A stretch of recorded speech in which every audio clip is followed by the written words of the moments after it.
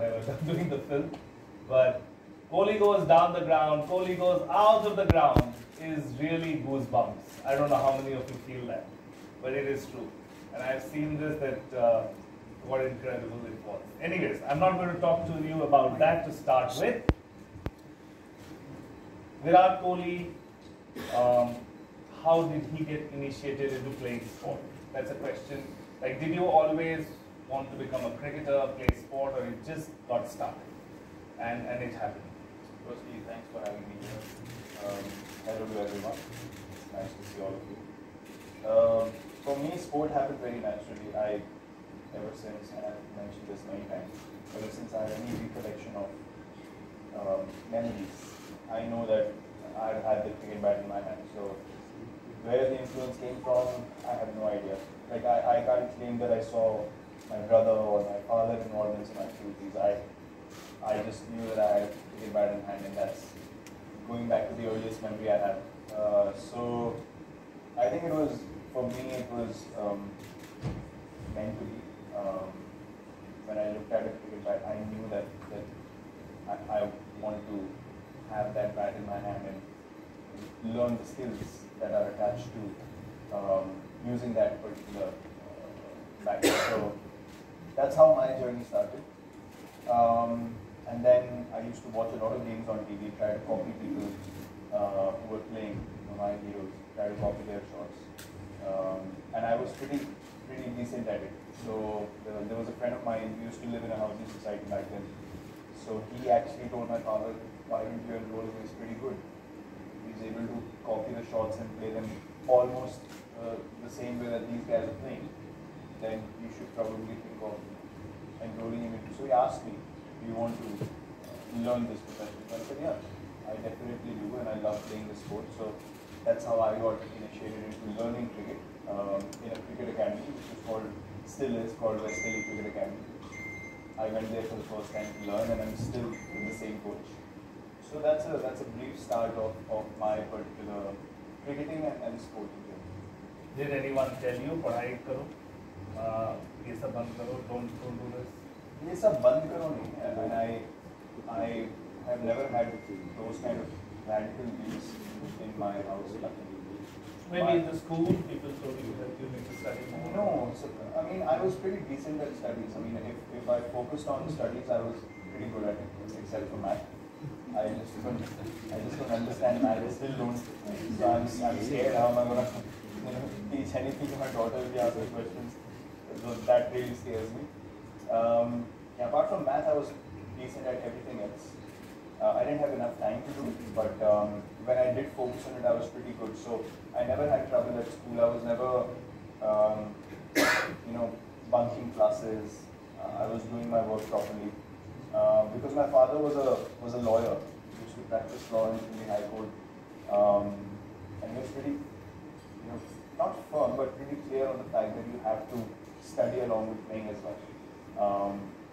To a point where he asked me after my 10th boards, and I wasn't able to go to school quite a bit after my 10th boards because I started playing under 19 India and all that stuff. So he asked me very seriously, are you absolutely serious about this? Simple question. Trying to play with words or anything like that. Neither did he tell me, no, ye sab chodo aur padhai karo. He asked me a simple question, my answer was very clear. I said, yes, this is what I want to do, and he said, might as well just fully put your attention into it. So I was lucky that I got that support from him. And I always tell people who ask me this question as well that till the time you are not absolutely sure of whether this is a career option for you, please focus as much on studies. I think what happens is we start focusing on sports so much in school. Some people take it as an excuse as well, and that's a very personal responsibility. So I'm the first guy who will say that sport has not been given as much importance as it should have in the last 20 years at least of my growing up and seeing the culture evolve.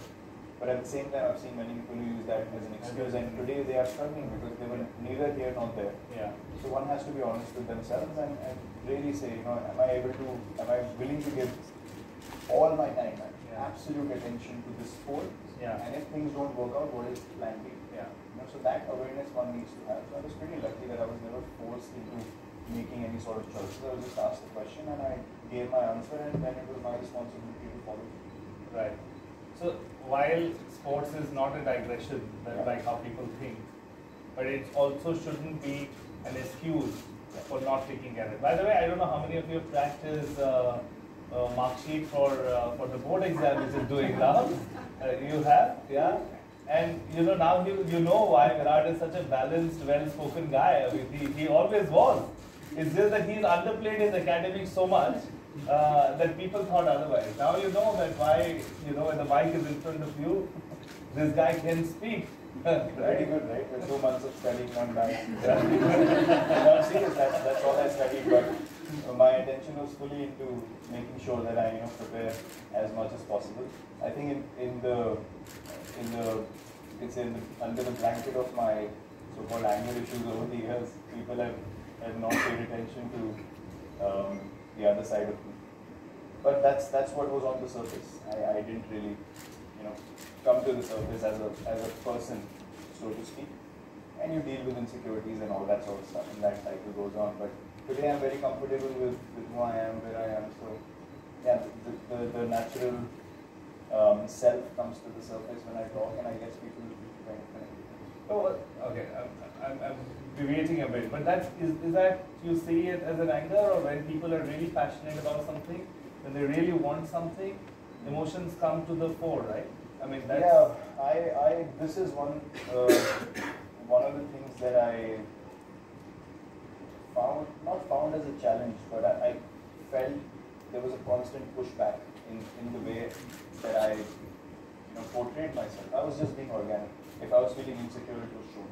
If I was angry, it was shown. I was not trying to be a perfect boy, telling people I read books, I wear glasses and I read books and I'm so simple. I wasn't. You saw me swear on the field, you saw me flick a finger. I mean, kind of things that today I can't even imagine, but I didn't feel like there was any need to hold back. And then things kind of panned out a certain way, and the path kept opening up itself. So I felt as a collective society, there was not enough acceptance for that kind of display of one's personality at different stages. I mean, there is a expectation to be perfect all the time. Yeah. You can't expect a 21-year-old to be perfect. Yeah. Who's trying to go through phases of life where he's insecure, he's not made it yet. He doesn't know who himself is. So much attention, so much scrutiny, all that stuff. So there was not enough room for acceptance, but there was a lot of demands and expectations. And even when I was in a leadership role and along with Ravi Bhai, this is one of the things that we always kept discussing. We never felt like we were doing anything wrong, and it's a very, very open and honest confession. Not out of ego, but there's a knowing when you do anything. When you eat good food, you know it's good. Yeah. When you eat something bad, it's a knowing. It's not, you're not trying to fool yourself. Yeah. You feel it. So we felt our heart was in the right place. Our intent was always right. But there was always a thing of, no, but this is too intense and this and that. And then when we both left, people started appreciating looking back at it. So, but at that time, we appreciated our own efforts completely. And that was a big lesson for us, that there won't be acceptance on a large scale. That will take a lot of time. But what has to be done for a Did it impact you, Virat, like when people would look at your intensity in a negative way, or would put negative sentiment out, or sometimes even put whatever troll? Would that impact you? Or you said, no, I need to stay credible, I need to be myself, and it feels good?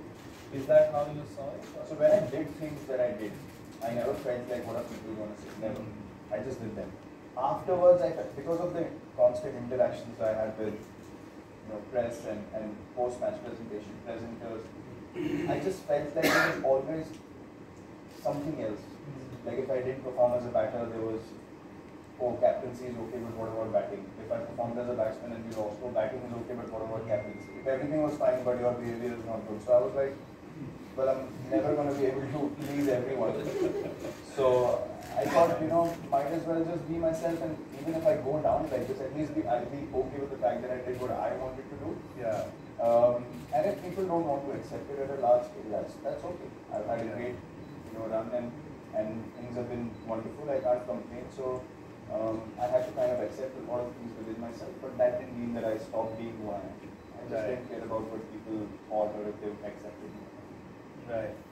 I can tell you from the other side, from the marketing side, marketer side of a brand which has partnered you for this long, for 6 years now, that, you know, I mean, personalities like you, you know, always polarize, right?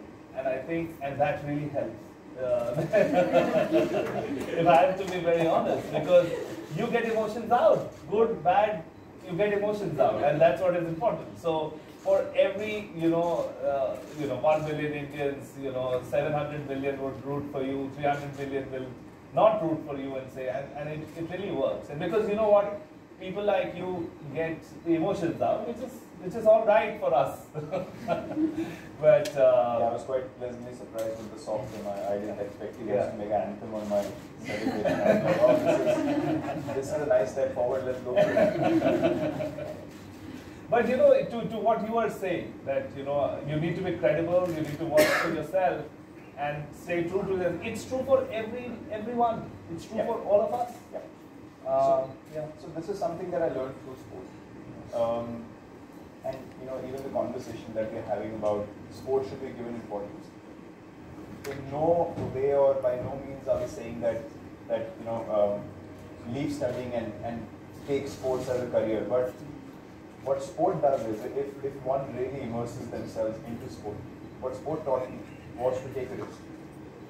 Because there comes a situation when you are absolutely under pressure and there is no option but to jump. But for that jump to happen, you should have done enough practice, enough consistent work on a daily basis to believe in yourself that even if I jump, I have the ability to make sure that I don't fade away, to be safe or to save myself. So, but sport does push you in that direction, and there's a reason why people can feel the same emotion and the same tension in one moment in sport, in a united way, that very hardly any other thing can make you feel like that. And what the thing that you mentioned about the World Cup, we felt like everyone felt the pressure and everyone felt united.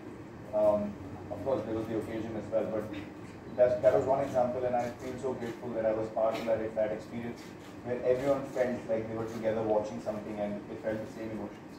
People who saw it and I spoke to afterwards as well said the same thing. I've never experienced something like that. So what sport taught me, and I think that can apply to every other walk of life, is you have to take risks. There is nothing called safe options.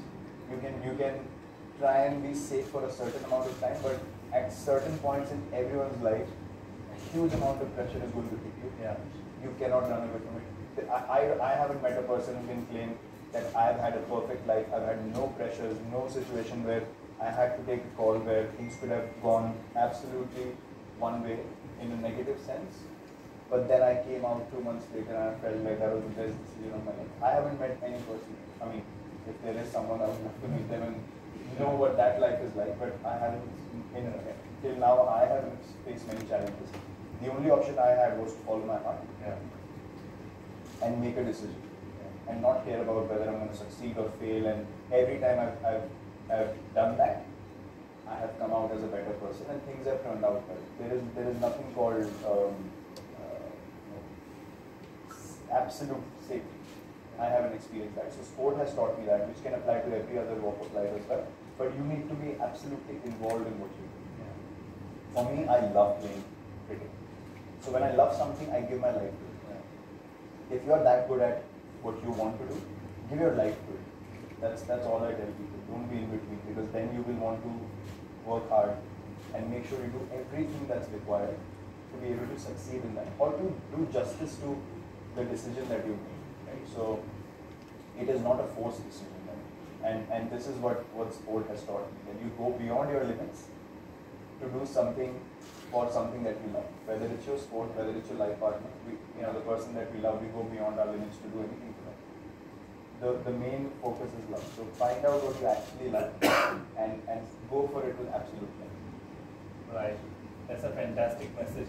Before I let you go on one thing, because you said that sports teaches you to just stay on, stay put, relentless energy, passion goes into it.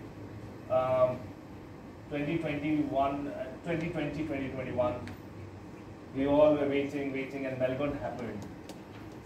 Can you tell us what happened? Like that match. How did you feel the energy that is happening, or when did you feel the energy? We were on the edge of the seat like this, but but when did you feel? I still can't make any sense of it. That's a very honest admission. And a lot of people have tried to ask me, what were you thinking? What did you plan? The fact of the matter is I was under so much pressure, my mind had shut off completely by the 12th or the 13th over. Because I was like, I was going through what I was going through, then I came back in the Asia Cup, I was playing well, and then I felt like, wow, I'm ready to play in this World Cup. And at the 10th over mark, we were 31-4, I just ran Akshar out. And I was, I think, 12 of 25 or something. And I remember in the break, Rahul Bhai came to, I don't remember what he said. I swear, and I told him this as well. I said, I have no idea what you said in that break because I was zoned out. My mind was spinning so fast. I was like, this is worse than it was before. I have spiraled down so far now that there is no comeback from here. That was my that was my honest feeling at the halfway mark. And that's why I am not able to make sense of it because I was under so much pressure, my brain completely shut off. And then my instinct took over. So when I stopped thinking and planning, whatever God-given talent I have, that came to the surface. And then I felt like something higher was guiding me. It wasn't a thing of, I can't claim any of that. I can't claim that I planned this. Nothing. I was trying to do it before as well, it was not happening. So, and I can still, it's like, I can sense it because it was such a strong experience that this is exactly what people who saw told me. We felt like it was something different. And I felt it. And I feel grateful that I was in that position and it was happening through me. An experience which touched everyone the same way. So that lesson for me was stop using this so much that it actually pushes you away from the real match. When you just go for it and decide to just play, that's when the magic happens. And what happened that night, I can't explain it. I don't think that can happen ever again. That kind of experience. And now when I look back at it, the perfection of the scenario, no one but can create and present it to you. That is my honest feeling about it.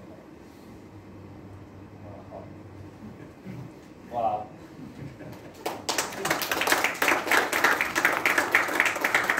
I think we should end it there. I mean, we take, yeah, I'm done.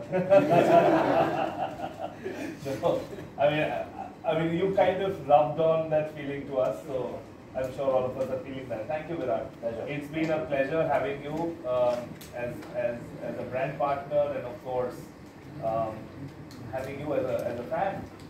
Thank you so much. Thank you.